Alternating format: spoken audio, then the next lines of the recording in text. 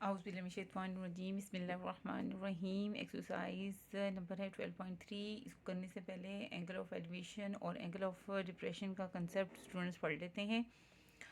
हमारे पास ये कोई एक हॉरिजॉन्टल लाइन है ओ ए रे, ठीक है ना, एक रे है ओ ए, इसे हॉरिजॉन्टल लाइन कह लें, ठीक है। एक ऑब्जेक्ट हमारा ये बी है, एक ऑब्जेक्ट हमारा सी है, यानी एक ऑब्जेक्ट जो पड़ा हुआ है इस हॉरिजॉन्टल लाइन के अबव पड़ा हुआ है, ठीक है, और एक जो है आप सपोज करें कि वो उसके ब्लो पड़ा हुआ है। अगर मैं इस ऑब्जेक्ट की तरफ ओ पे ऑब्जर्वर है, ठीक है, अगर मैं अपनी यहाँ पे खड़े होकर ऑब्जर्वर जो है अपनी अगर आंखें ऊपर की तरफ उठाएगा तो वो जो एंगल बनेगा इधर हॉरिजॉन्टल लाइन ओ ए के साथ, वो एंगल ऑफ एलिवेशन बनेगा, ठीक है।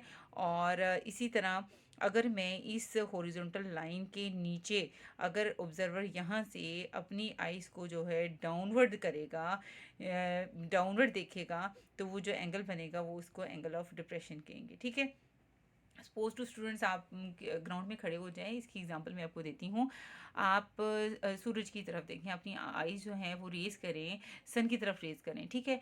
तो जो आपका हॉरिजॉन्टल लाइन के साथ जो एंगल बनेगा वो एंगल ऑफ एलिवेशन होगा, ठीक है।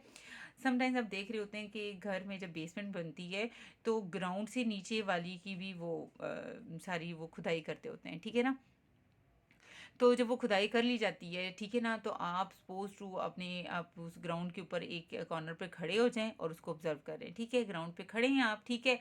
आपको जो ग्राउंड है और उससे जो नीचे डाउनवर्ड जो खुदाई हुई हुई है, ठीक है, बेसमेंट बनाने के लिए, और अगर आपकी सपोज टू कोई चीज़ वहाँ पड़ी हुई है, ठीक है, आप ऑब्जेक्ट सपोज कर लें कि आपसे कुछ फासले पे कोई ऑब्जेक्ट पड़ा हुआ है उस बेसमेंट में, ठीक है। तो ग्राउंड के साथ आप अपनी आइज़ को डाउनवर्ड उसकी तरफ देखें, ठीक है। तो आपका वो जो आप downward observer suppose to ground पे है, ठीक है ना, तो जो वो डाउनवर्ड उस ग्राउंड के साथ डाउनवर्ड जो एंगल बन रहा है वो एंगल ऑफ डिप्रेशन होगा, ठीक हो गया स्टूडेंट्स। तो ये था थोड़ा सा इसका कंसेप्ट, ठीक है। ये जो डेफिनेशन में कहा जा रहा है वो ये कहता है for looking eight A above the horizontal line, यानी ये एक रे ले ली है, ठीक है, ओ ए, इसे हॉरिजॉन्टल लाइन का नाम दे दिया। एक ऑब्जेक्ट आपका ये बी पड़ा हुआ है हॉरिजॉन्टल लाइन के अबव, और एक ऑब्जेक्ट आपका डाउनवर्ड पड़ा है सी, ठीक है। अब वो कहते हैं फॉर लुकिंग एट बी, अगर यहाँ से ओ से ऑब्जर्वर इस बी की तरफ अबव द हॉरिजॉन्टल लाइन दिखेगा, we have to raise our eyes, हम अपनी आंखें ऊपर उठाएंगे तो ये वाला जो एंगल है यानी मैयर एंगल ए ओ बी, मैयर एंगल, इसको एंगल को शो करते हैं ए ओ बी, ए ओ बी, ये जो एंगल बनेगा, ठीक है, ये अल्फा, ये एंगल ऑफ एलिवेशन होगा, एंगल ऑफ एलिवेशन होगा, ठीक हो गया। और उसके बाद कहते हैं एंगल ऑफ डिप्रेशन की बात कर रहा है, ठीक है। For looking at C below the horizontal line, इस हॉरिजॉन्टल लाइन से बिलो में सी की तरफ अगर देखूंगी तो we have to lower our eyes, मैं अपनी आइज, ये देखें पढ़ें क्या लिखा हुआ है, we have to for looking at C, ठीक है। ये देखिए जैसे ये हॉरिजॉन्टल लाइन ओ ए है, ठीक है, ये देखिए ओ ए है ना, ठीक है, ओ ए हॉरिजॉन्टल लाइन है।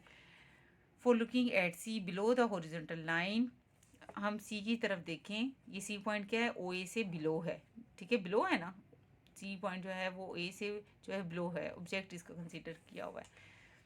तब मैं क्या करूँगी, we have to lower the our eyes, मैं अपनी आइज को नीचे करूँगी। देन ये जो अगर मैं डाउनवर्ड इस तरफ देखूँगी, सी की तरफ देखूँगी, तब ये जो एंगल बनेगा Maihar angle A O C, Maihar angle A ओ सी, ठीक है, ए ओ सी, ये जो एंगल बनेगा बीटा, ये एंगल ऑफ डिप्रेशन होगा, ये क्या होगा, एंगल ऑफ डिप्रेशन होगा, ठीक है। ठीक हो गया स्टूडेंट्स, ये थी इसकी फिगर। ओ ये हॉरिजॉन्टल लाइन थी एक बी, और ये C, B object above the horizontal line था, C object below the horizontal line था। अगर ऑब्जेक्ट बी की तरफ देखा जाए तो हम आइज़ को रेज करते हैं और जो एंगल बनता है इसकी तरफ देखते हुए वो एंगल ऑफ एलिवेशन है। और जब हम इसकी तरफ देखेंगे सी ऑब्जेक्ट जो कि बिलो द डाउन है उसके हॉरिजॉन्टल लाइन के, ठीक है, बिलो द हॉरिजॉन्टल लाइन के, तो हम अपनी आइज़ को क्या कहते हैं, लोअर आवर आइज़ करेंगे, ठीक है। और जो एंगल बनेगा ए ओ सी वो होगा एंगल ऑफ डिप्रेशन, ठीक हो गया स्टूडेंट। अब इसके क्वेश्चंस की एक्सरसाइज की तरफ आते हैं। According to the smart syllabus students, हमारे पास जो सिलेबस है उसमें आपके क्लास वर्क में क्वेश्चन नंबर 1 और 5 आता है, और होमवर्क में क्वेश्चन नंबर 3 और 6 आता है। ठीक है, तो क्वेश्चन नंबर 1 देख लें आप। ठीक है, a vertical pole is 8 metre high. एक वर्टिकल पोल है। ठीक है, ठीक है, ये आपका बेटा पोल है। जैसे ये एक पोल है। ठीक है, वर्टिकल वर्टिकल पोल है, इसकी हाइट कितनी है? 8 मीटर है। ठीक है, and the length of the shadow, और उसकी इसकी शेडो की जो लेंथ है, देखिए स्टूडेंट्स, ये अब ये सपोज टू ये पोल है। ठीक है, कहीं पे खड़ा है, ये देखें ये पोल है। ये देखें स्टूडेंट्स, मेरे हाथ की तरफ इसका शेडो उस तरफ ही जा रहा है जहाँ पे मैं इसको करती हूँ। ठीक है ना, तो अगर ये एक पोल खड़ा है, ठीक है ना, ये एक पोल ऐसे खड़ा है, तो जो इसका जो शेडो है ग्राउंड के ऊपर, उसकी लेंथ कह रहा है। ठीक है, ये एक पोल है वर्टिकल 8 मीटर हाई, तो ग्राउंड पे इसका जो शेडो है उसकी जो लेंथ है, ठीक है, इस पोल का जो शेडो ग्राउंड पे पड़ रहा है, शेडो जो पड़ा है ना, इस पोल का जो शेडो ग्राउंड पर, देखें इस पोल का जो शेडो है, ये देखें आपने जब ये ऐसे खड़ा है ना, तो इसके पोल का जो साया है जो ज़मीन पर पड़ रहा है, ग्राउंड पर पड़ रहा है, उसकी जो लेंथ है, उसकी बात कर रहे हैं, वो 6 मीटर है। ठीक है, ये 6 मीटर है। आगे क्या कहता है, what is the angle of elevation of the sun at that moment. तो उस वक़्त एंगल ऑफ एलिवेशन सन का जो है वो क्या बनेगा। ठीक है, ये बताना है आपने। तो ये देखें, यहाँ पे सपोज टू अगर मेरा ये यहाँ पे मेरा ये सन है, अगर ये सन सूरज बना लें यहाँ पे। ठीक है, यहाँ पे आप सन बना लें। ठीक है, तो ये यहाँ इस वक्त जो एंगल बनेगा, ये जो एंगल बनेगा, ये आपने बताना है एंगल ऑफ एलिवेशन। यहाँ पे ज़ाहिर है ये पोल है, ये उसका शेडो है, तो यहाँ पे इस वक्त ये अगर आप सूरज की तरफ देखें, यहाँ पे वो जो सूरज है ग्राउंड के साथ जो एंगल बना रहा है, वो एंगल ऑफ एलिवेशन आपने निकालना है। ठीक है, क्लियर है स्टूडेंट। तो आपको ये राइट एंगल है, आपको पता है राइट एंगल ट्राइंगल की बन गई। पोल बिल्कुल परपेंडिकुलरली ग्राउंड पे खड़ा है, तो वो 90 डिग्री एंगल बना रहा है। ठीक है, मैंने इसको सी का नाम दे दिया, दूसरे जो वर्टेक्स है उसको ए और बी का नाम दे दिया। ठीक है, तो ए पे जो एंगल बन रहा है, सपोज टू थीटा ले लें या अल्फ़ा ले लें, एज यू लाइक। ठीक है, पोल की जो लेंथ है वो 8 मीटर है, और जो शेडो की लेंथ है वो क्या है, ये देखिए बेटा शेडो होता है, ये देखें कोई भी चीज़, ये देखें ये मेरी फिंगर की आपको शेडो नज़र आ रहा होगा, ये देखिए शेडो नज़र आ रहा है ना। इसी तरह जहाँ पे ये पोल खड़ा होगा तो ग्राउंड पे इसका शेडो होगा। ठीक है, और वो शेडो होगा, और उस वक्त what is the angle of elevation of the sun at that moment, उस लम्हे ये जो सूरज का एंगल ऑफ एलिवेशन होगा वो क्या है, आपने ये फाइंड आउट करना है। ठीक है, तो यहाँ पे स्काई पे जो ये हमारा सन है, उस वक़्त ये अगर आप यहाँ पे ग्राउंड पे यहाँ पे जहाँ पे आपका शेडो की जो लेंथ है, वहाँ पे अगर सपोज टू अगर ऑब्ज़र्व किया जाए, आपने ऑब्ज़र्व करना है, ऑब्ज़र्व तो वहीं पे करना है ना जहाँ पे शेडो यहाँ पे ख़त्म हो रहा है, 6 मीटर की लेंथ है। यहाँ पे वो जो सूरज का एंगल ऑफ एलिवेशन है, सपोज कर लिया मैंने थीटा, मैंने ये निकालना है। ठीक है, let require angle is theta, theta suppose कर लिया। अब ये दो साइड्स गिवन है आपके पास, तो यही रिलेशन यूज़ करूँगी ना, क्योंकि आपके पास 3 तरह के रिलेशन होते हैं, साइन का, कोस का, टेन का। ठीक है, आप साइन थीटा यूज़ कर सकती हैं, कोस थीटा यूज़ कर सकती हैं। यूज़ तो देखती हूँ ना कौन सा होगा, तीनों नहीं यूज़ कर सकते। ठीक है, इसमें क्या होगा, इसमें होगा ए, ये अगर ये साइड सी होगी, इसमें होगा ए ओवर सी, इसमें होगा कोस में बी ओवर सी, और टेन में होगा ए ओवर बी। ठीक है, थीटा तो हमारे पास अननोन है, थीटा ही तो निकालना है। ठीक है, ये अननोन है, तो इसमें ये देखें हमारे पास जो रिलेशन गिवन है उसमें ए और बी गिवन है, ए और बी ये गिवन है। ठीक है, इधर हमारे पास सी गिवन नहीं है, इधर भी सी गिवन नहीं है, ये सी गिवन नहीं है, इधर दो अननाउन हो जाएंगे, इधर भी दो अननाउन हो जाएंगे, इसलिए ये रिलेशन भी यूज़ नहीं करना, ये भी नहीं यूज़ करना, ये वाला रिलेशन यूज़ करना है, क्योंकि ए और बी दोनों नाउन है और थीटा अननाउन है। ठीक हो गया, तो टेन ऑफ थीटा की वैल्यू क्या होगी, बी सी ओवर ए सी होगा। ठीक है, बी सी की लेंथ है 8 मीटर और ए सी की लेंथ है 6, तो tan थीटा 8 डिवाइडेड बाई 6 करें 1.33 आ जाएगा। tan उधर जाके tan इनवर्स होगा। उसी तरह शिफ्ट दबाइएगा, tan का बटन पुश करें, ब्रैकेट लिखें, 1.33 लिखें, ब्रैकेट बंद करें। जो एंगल आएगा आपने डिग्री का बटन पुश करना है और ये आपका आ जाएगा। शुक्र अल्हम्दुलिल्लाह। मैं आपको करके भी दिखा देती हूँ। ये देखिए, शिफ्ट दबाएं, tan दबाएं, ब्रैकेट लिखें, ठीक है, और 1.33 ब्रैकेट बंद, और ये आप डिग्री का बटन पुश करेंगे, देखिए ये आपका आ जाएगा, ठीक है।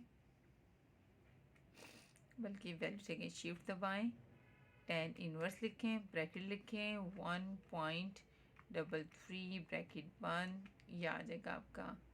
डिग्री दबाएं, हाँ जी, 53 डिग्री 3 मिनट्स 40 मिनट्स, ये आपके पास वैल्यू आ जाती है 53 डिग्री 3 मिनट्स 40। अगर सेकंड में भी लिखना है तो आप लिख सकती हैं, ठीक है जी। स्टूडेंट्स, अगर आपको ये एंगल ऑफ एलिवेशन का कंसेप्ट ले लें, ये देख लें, फिर दोबारा अगेन मैं आपको उसकी रिवाइज करवा एंगल ऑफ एलिवेशन का ज़रा दोबारा एक दफ़ा कॉन्सेप्ट ले लें, ठीक है। वर्टिकल पोल इज क्वेश्चन की तो समझ आ गई नहीं कैसे फाइंड आउट करना था हमने एंगल। मैं थोड़ा सा आपको दोबारा रिवाइज करवा रही हूँ एंगल ऑफ एलिवेशन का। Vertical pole is 8 metre. एक वर्टिकल ये पोल था स्टूडेंट्स, जिसकी हाइट थी 8 metre, and the length of the shadow, और इसके शेडो की ग्राउंड पे जो शेडो की लेंथ थी वो थी 6 मीटर। हमने निकालना था what is the angle of elevation of the sun at that moment. इस वक्त आपने ये सपोज करना है कि ये जो शेडो है इसको आपने समझ लेना है कि हॉरिजॉन्टल लाइन है, ठीक है। ये क्या है? हॉरिजॉन्टल लाइन है, ठीक है। और ये पोल के अबव क्या है? जिस ऑब्जेक्ट को, जैसे मैंने आपको एंगल ऑफ एलिवेशन की डेफिनेशन बताई थी ना, एक ऑब्जेक्ट ऊपर रे के जो ऊपर अबव पड़ा हुआ था वो बी था। आप सपोज कर लें ये ऑब्जेक्ट जो है, सन जो है, ये पोल के अबव पड़ा, ये सॉरी ये पोल है, ये शेडो जो है, शेडो को मैंने हॉरिजॉन्टल लाइन सपोज कर लिया है, हॉरिजॉन्टल लाइन है ये। इसके अबव जो पड़ा हुआ है, पोल के अबव जो पड़ा हुआ है वो सन है, ये भी ऑब्जेक्ट है, ठीक है। अब मैं यहाँ पे, आप सपोज कर लें ऑब्जर्वर ए पे खड़ा है और उसने यहाँ पे हॉरिजॉन्टल रे ए सी से अबव उसने आइस को रेज करनी है, ऊपर उठानी है सूरज की तरफ। तो सूरज की तरफ उठाते हुए ये जो एंगल बनेगा, ठीक है, ये एंगल, यानी आप ऑब्जर्वर यहाँ पे खड़े होके ये देखिए, ये इसको देख रहा है, सूरज की तरफ देख रहा है, आइस को रेज की है, तो ये हॉरिजॉन्टल लाइन ए सी के साथ जो एंगल बनेगा थीटा, इसे एंगल ऑफ एलिवेशन कहेंगे। ओके, ये हमने निकालना है। आई थिंक कि आप समझ आ गई होगी जी। क्वेश्चन नंबर 5 देखें। A kite flying at a height of 67.2 metre is attached to a fully stretched string inclined at an angle of 55 degree to the horizontal. Find the length of the string. एक kite है जिसको हम flying कर रहे हैं, और उसको fly करते हुए काइट कहाँ पहुंच गई है, कितनी हाइट पे पहुंच गई है? 67.2 मीटर पे, ठीक है। एक काइट को जब आप बच्चे फ्लाई करते हो ना, ये देखिए, अब यहाँ पे देखिए ज़रा, मैं आपको वैसे पहले समझा दूँ। ये आपकी ग्राउंड है, ठीक है ना, जहाँ पे आप ऑब्जर्वर यहाँ पे खड़ा है, यहाँ पे खड़ा है जो है फ्लायर, जो कि काइट फ्लाई कर रहा है। अब वो ग्राउंड से उसकी हाइट कितनी होगी है? 67.2 मीटर हाइट पे काइट जो है यहाँ पे पहुँच गई है, और यहाँ पे काइट है, ठीक है, यहाँ पे क्या है? काइट है। जब मैं काइट की लेंथ हाइट मेजर करूँ ग्राउंड से, ठीक है, ये काइट है। काइट तो हवा में होती है, कहीं पे किसी के साथ वो अटैच नहीं होती, हवा में होती है, स्ट्रिंग के साथ अटैच होती है, ठीक है ना, ठीक है, ये काइट है, ठीक है। अब अगर मैं यहाँ पे अगर हाइट में, इस ग्राउंड से हाइट मेजर करूँ ना कि कितनी है वो ज़मीन से कितनी ऊंची है, तो वो है 67.2 मीटर, 67.2 मीटर, ठीक हो गया। अब a kite flying at a height of 67.2 metre is attach to a fully stretched string inclined at an angle, और जिस स्ट्रिंग के साथ उसको अटैच किया हुआ है ना, वो क्या करती है? वो inclined at an angle of 55 degree to the horizontal. वो हॉरिजॉन्टली ग्राउंड के साथ, ये काइट है, ये इसकी स्ट्रिंग है, ठीक है, जिस स्ट्रिंग से आप उसको फ्लाई कर रहे होते हो, ये ग्राउंड के साथ हॉरिजॉन्टल जो एंगल बना रही है अल्फा, यानी एंगल ऑफ एलिवेशन जो बना रही है, वो क्या है? 55 डिग्री, ठीक है। आपने क्या निकालनी है? Find the length of the string. ये जो स्ट्रिंग है इसकी लेंथ निकालनी है आपने, ये निकालनी है, ठीक हो गया। और ये आपको पता है ये इस तरह जिस तरह सेटअप हमने किया उसे एक राइट एंगल ट्राइंगल बन गई है। क्या बन गई है? Right angle triangle. ये 90 डिग्री का एंगल हमारा बन गया, ठीक है।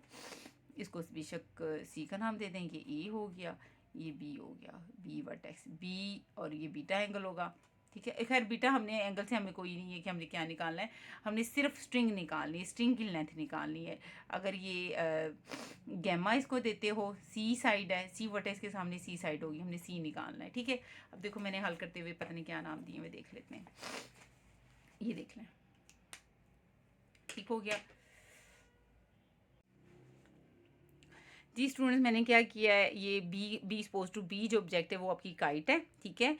ग्राउंड से उसकी हाइट जो है, काइट की जो हाइट है वो 67.2 है, ठीक है। ये और ये जो है ये स्ट्रिंग है, स्ट्रिंग ग्राउंड के साथ जो है हॉरिजॉन्टल 55 डिग्री का एंगल बना रही है, और आपने एल जो है लेंथ जो है वो इस स्ट्रिंग की वो निकालनी है, ठीक हो गया। अब देखिए, let L be the length of the string, L का नाम दे दिया देन। अब आपको पता है यहाँ से हमारे पास कितने रिलेशन आते हैं, 3, साइन का, कोस का और टेन का, ठीक है। साइन का, इसको आप अल्फ़ा का नाम दे दें, साइन थीटा दिया हुआ है, यहाँ पे थीटा दिया हुआ है, ठीक है। आप साइन थीटा कह लें, साइन थीटा आ सकता है, कोस थीटा आ सकता है, और टेन ऑफ थीटा आ सकता है, ठीक है।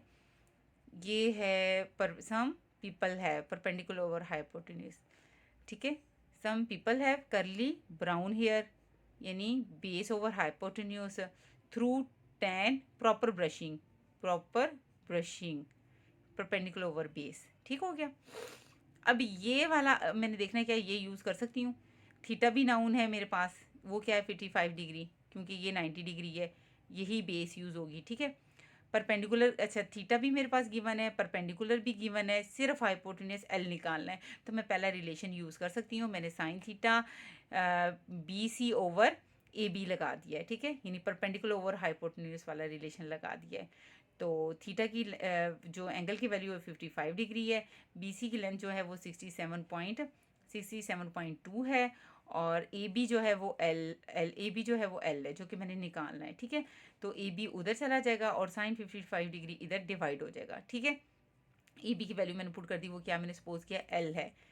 तो 67.2 को साइन 55 डिग्री पे डिवाइड करें तो आपकी जो वैल्यू आएगी, ठीक है, ये लेंथ है एक साइड की, बल्कि ये एक ट्राइंग, ये जो ये आपकी इस तरह की जो कॉन्सेप्ट हमने बनाया है, ये काइट है, काइट की स्ट्रिंग जो है ग्राउंड, ये ग्राउंड बना दिया, और जो स्ट्रिंग है वो जो एंगल बना रही है 55 डिग्री है, और उसकी हाइट मैयर की काइट की, तो उस रिलेशन से ये एक राइट एंगल ट्राइंगल बन गई है, ठीक है। जिसकी हमने क्या निकाली है, ये स्ट्रिंग जो है ये क्या किस चीज़ का रोल कर रही है, ये एक साइड बन गई है राइट एंगल ट्राइंगल की, ठीक है ना। तो हमने साइड निकाली है, लेंथ निकाली है, तो मैंने आपको कहा था कि जब आपने साइड निकालनी तो पॉइंट के बाद आपने सिर्फ 2 वैल्यूज़ लिख लेनी है, इनफ, ठीक है।